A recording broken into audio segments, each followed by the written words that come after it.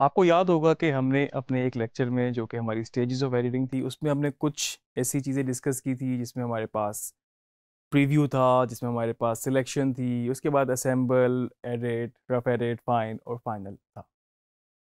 उसी को एक दफ़ा मैं अगर दोबारा आपको याद कर रहा हूँ तो आप एडिटर क्या करते हैं, अपने शॉर्ट्स को असेंबल करते हैं, एडिट करते हैं और उसके बाद उसको फाइन की तरफ लेके जाता है। तो आप इसको इस तरह से ले सकते हैं कि आपने एक टाइमलाइन बनाई है, आपने एक सीक्वेंस एडिट किया है और आपने जब उसको रफ एडिट के बाद थोड़ा सा प्रीव्यू किया तो आपको कुछ उसमें शायद लगा कि चीज़ें बहुत जल्दी जा रही हैं या फिर बहुत स्लो जा रही हैं। जल्दी जाने का मतलब ये है कि आपकी पेस जो है एडिटिंग की तेज़ हो गई है।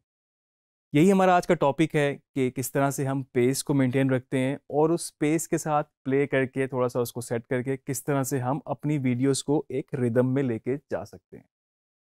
तो सबसे पहले हमने जब अपने शॉर्ट्स को टाइमलाइन को जब बनाया और हमें लगा कि हमें उसकी पेस तेज़ है या फिर बहुत तेज़ वीडियो जा रही है, तो हमें बेसिकली किस चीज़ की ज़रूरत होगी कि हम अपने शॉर्ट्स को थोड़ा सा और उनकी ड्यूरेशन, उनके इन पॉइंट या आउट पॉइंट को और बढ़ाएं जिससे उसकी पेस स्लो हो जाए। एक बहुत बड़ा मिसकॉन्सेप्शन है अबाउट पेसिंग के, लोग कहते हैं कि स्पीड को आप चेंज कर लेंगे शॉर्ट की इटसेल्फ तो वो पेस तेज हो जाएगी। अगर आपसे कोई कहता है कि ये थोड़ा सा स्लो है, आपने पकड़ के उसकी स्पीड तेज कर दी तो स्पीड तेज होने से विजुअली वो तेज तो हो गया लेकिन उसका जो फील होगी, मे बी वो आपका एक नॉर्मल सीरियस सा शॉट थोड़ा सा फनी या कॉमिकल थोड़ा सा बन जाए। तो बिल्कुल इस तरह से नहीं है कि आप स्पीड को छेड़ दें और उसके बाद आपकी पेस बदल गई। पेसिंग के लिए बेसिकली आपको क्या करना होता है कि आपको अपने शॉट्स को एनालाइज करना है कि वो जो आपके कट्स हैं उनकी ड्यूरेशन क्या है और क्या उनकी रिक्वायरमेंट है।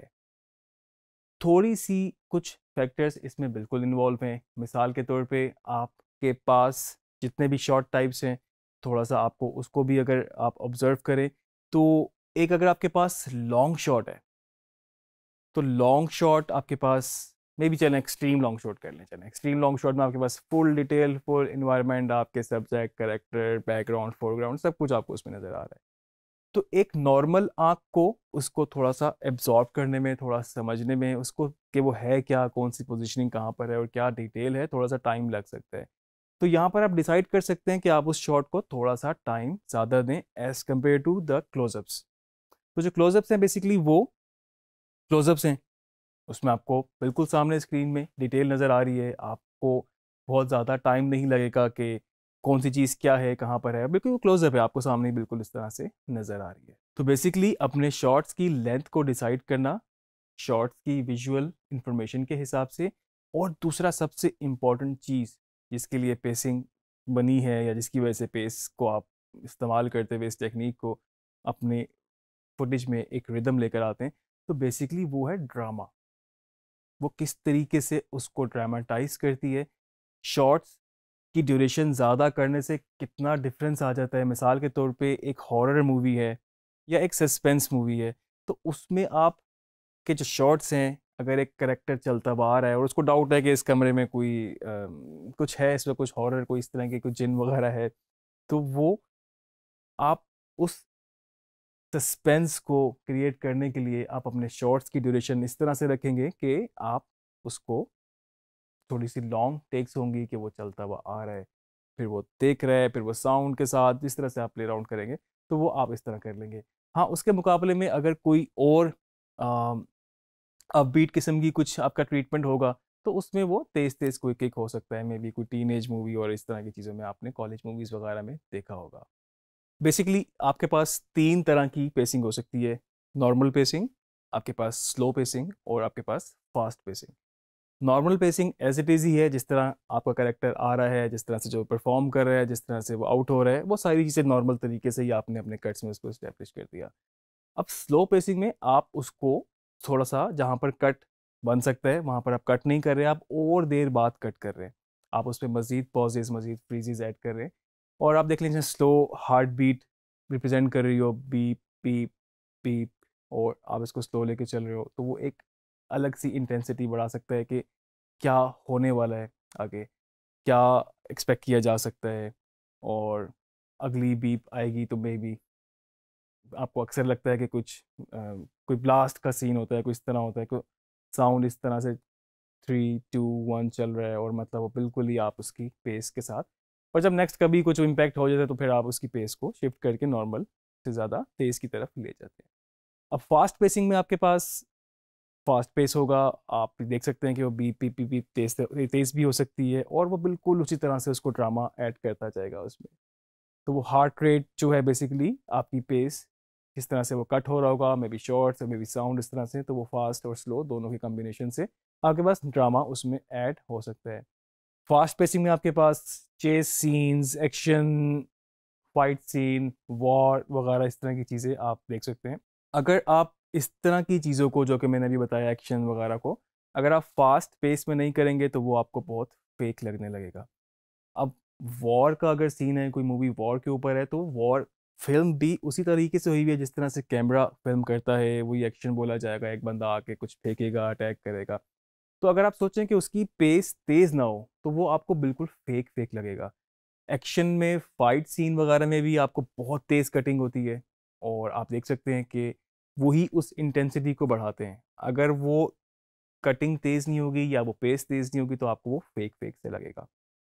तो बेसिकली इस नॉर्मल को, फास्ट को और स्लो पेसिंग को प्रैक्टिकली किस तरह से करते हैं टाइमलाइन पे, हम थोड़ा सा उसको भी देखते हैं और किस तरीके से हम अपने टूल को भी यूज़ कर सकते हैं अपनी टाइमलाइन पे पेसिंग के साथ प्ले अराउंड करने के लिए।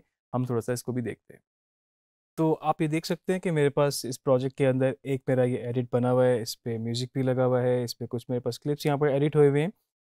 तो बेसिकली आप ये कह सकते हैं कि आपने एक अपना पहला जो एक ड्राफ्ट बनाया या आपने रफ एडिट किया तो आपके पास नॉर्मल पेस में ये इस तरह की चीज़ थी। आपने अभी डिसाइड नहीं किया कि आपकी पेस क्या होगी। हाँ, लेकिन नैरेटिव वाइज आपने उसको बिल्कुल उस तरीके से कंस्ट्रक्ट कर लिया जिस तरह से उसकी स्टोरी है।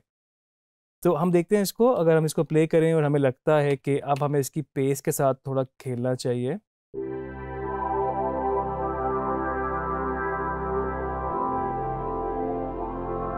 ठीक है, मुझे लगता है कि इसको शॉट को इतना ही यहाँ तक कट हो जाना चाहिए।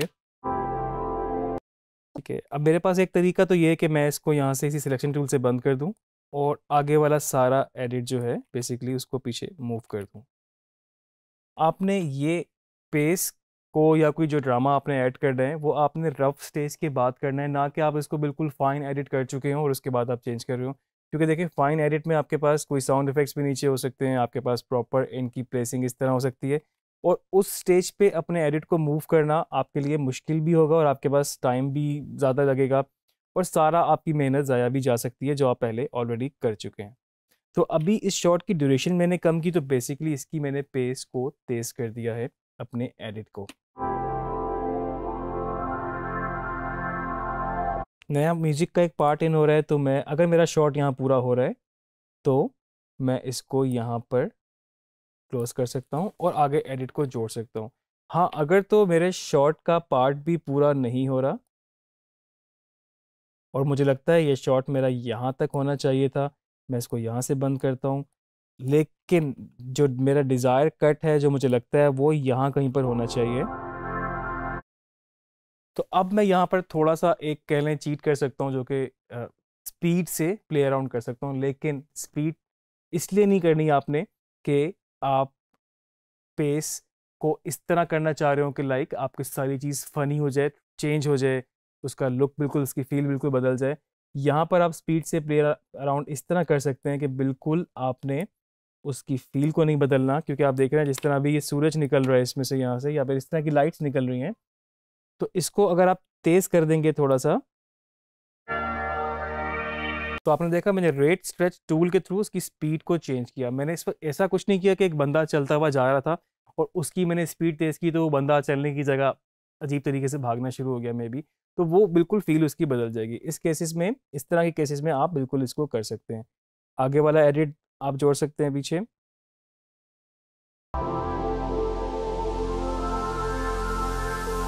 और इसको मैंने यहाँ से मैं अपने रिपल एडिट टूल को यूज़ करता हूँ। यहाँ पर आप देखें पेसिंग के लिए या अपने एडिट को वैसे ही फाइनल करने के लिए आपको बहुत ज़्यादा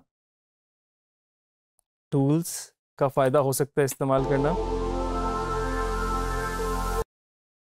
ये शॉट भी आप चाहें तो आप इसका इन पॉइंट भी चेंज कर सकते हैं। तो बेसिकली अब आपने पेस को थोड़ा सा बदल दिया और इसमें थोड़ा सा आपने अपनी मर्ज़ी से ड्रामा ऐड कर दिया।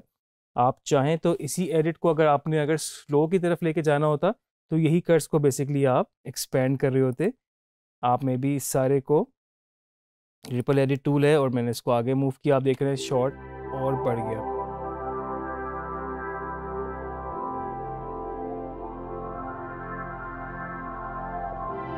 और इस शॉट को भी मैं यहाँ तक ले गया।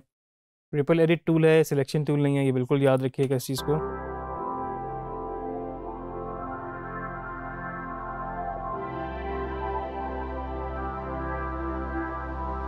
ठीक है, तो ये हमने अब पहले फास्ट किया और हमने इसको पे थोड़ा सा और अब स्लो की तरफ लेके गए। एक्सट्रीम आप इसको बिल्कुल फास्ट भी कर सकते हैं, आप देख सकते थे कि बिल्कुल आपके पास ये शॉट्स डिपेंड करता है आपका क्या ट्रीटमेंट चल रहा है, किस तरह का आपको लेके चल रहा है।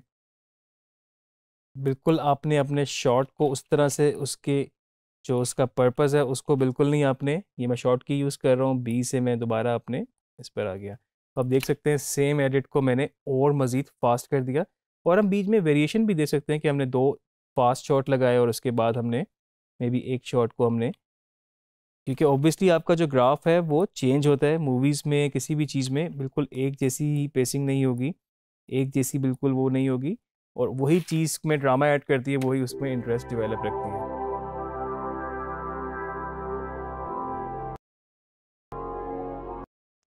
तो आपने देखा अभी हमने कम्बिनेशन के साथ किया कि हमने कुछ पेस को तेज़ किया और फिर बीच में हमने इसको स्लो भी किया। तो इस तरीके से आप इसको लेके चल सकते हैं। तो ये थी आपके पास कुछ पेसिंग, और उस पेसिंग की वजह से आपने ड्रामा और रिदम अपने किस तरह से एडिट करना है आप इसको देख सकते हैं। इसी टूल्स को यूज़ करते हुए अपने कंटेंट पे, अपने नैरेटिव पे नज़र रखते हुए आप इसमें चेंजेस करें। ज़बरदस्ती बिल्कुल ना करें कि अच्छा जी आपको पेस बढ़ानी या कम करनी आ गई तो आप उसको करें, पर्पसली करें, उसको देख के करें, बार बार देख के करें। यही एडिटिंग की सबसे बड़ी मतलब आपके पास खूबसूरत बात भी यही है कि आप उस पर चेंज कर सकते हैं, एक्सपेरिमेंट कर सकते हैं और बार बार करके उसको देख सकते हैं। और कई दफ़ा ऐसा भी होता है कि एक्सपेरिमेंट करने से ही आपके पास बड़ी ज़बरदस्त किस्म का कुछ आपके पास आउटपुट बन जाती है।